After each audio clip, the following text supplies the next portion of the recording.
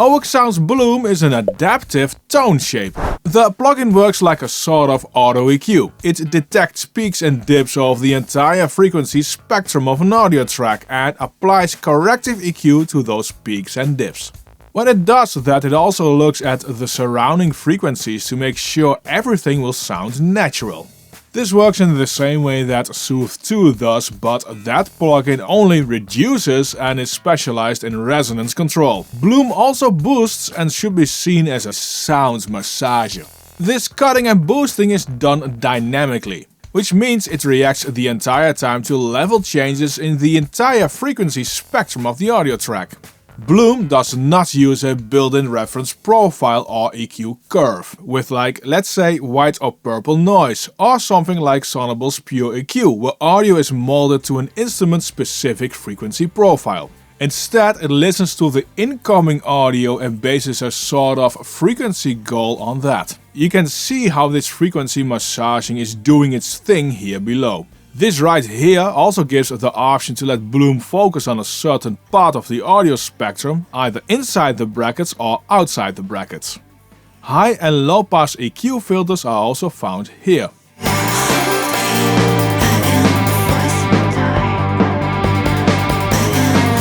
Now, in addition to this frequency massaging, which works automatically, you can add additional EQ with these 4 tone control bands. These tone controls are really well thought out. You drag the EQ points up or down and to the left or right to set your EQ points. This is separate for the mid-side or left-right, but you can link all of them here. These 4 bands work together. Changing one band will affect the other ones. This all to make sure everything will keep sounding natural. Now it's easy to change the frequency when you drag it up and down, and I couldn't find a way immediately to only change the boost. Turns out it's done with the scroll wheel of your mouse. Other very handy shortcuts are: Shift is for fine control, Alt or Command is for monitoring the band you're working on,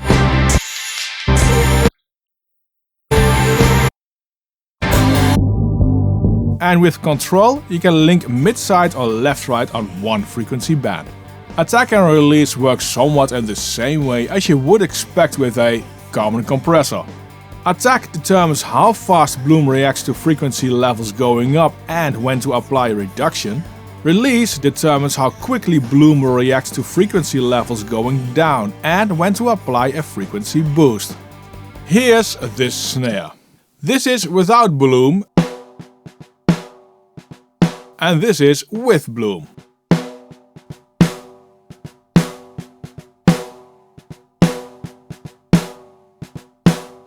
Now, there is compression in Bloom, and that is when you turn the amount dial into the squash part. This will enable the compression section of Bloom, and the plugin will then apply upward and downward frequency dependent compression. Some will know this as OTT, over the top compression. Let's turn up squash.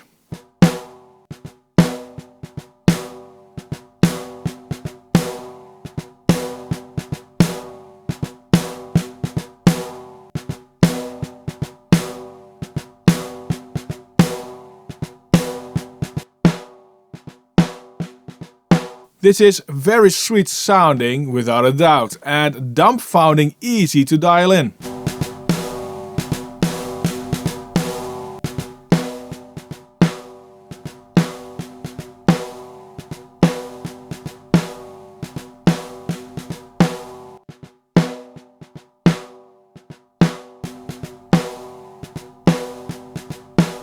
To understand somewhat better how Bloom does its adjustments on this snare, I EQ matched the same snare with FabFilter Pro Q3. It came up with this EQ curve, and you can clearly see the many small dips and boosts that Bloom has applied. Overall, it has a sort of smiley curve, and of course Bloom is dynamic. So this is normally constantly moving and adjusting.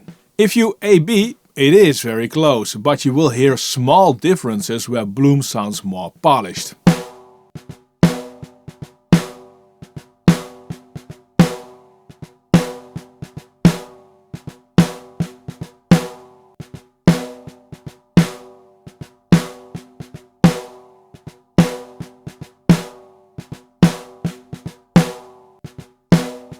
You can also hear a difference in attack Bloom thumps more. When I phase invert the two tracks, that attack also is an audible difference, just as much as the small adjustments Bloom does.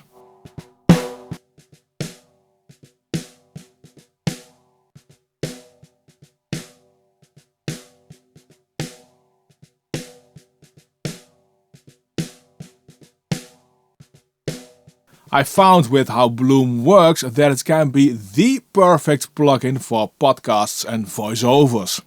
You basically don't need anything else anymore. Bloom even works as a sort of de-esser. Let me show you during the sponsored segment of this video. With DistroKit you get instant share. This is the file sharing option of DistroKit, which has proven to be very useful for me. You can upload any file and share it with friends and family and of course your clients like I do. The freedom to keep the files up for a long time or add files to an existing upload has proven invaluable to me. It's included in your DistroKit subscription. Get 7% off of your first year with my link in the description below.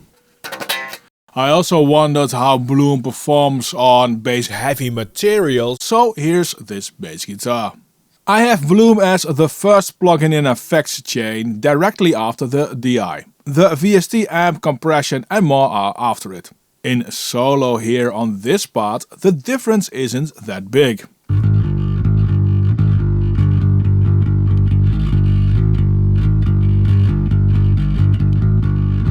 But here in this part, you absolutely hear a positive difference. Bloom makes this part sound more like the first.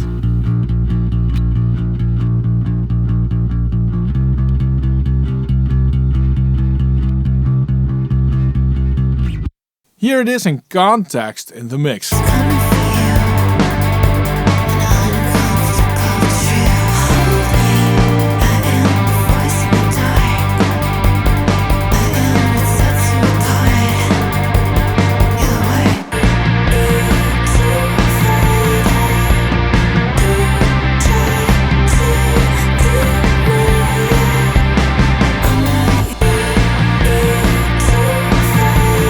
There's something sweet happening in the mix.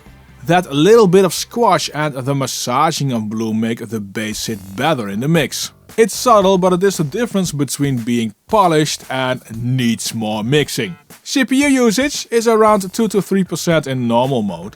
In high quality and low latency mode it goes to 8-ish% on my Cubase performance meter. That's on a PC with an AMD Ryzen 9 3900X CPU. In these two modes, latency is 23.3 milliseconds at 48 kHz. And in low latency mode that will become 1.3 milliseconds.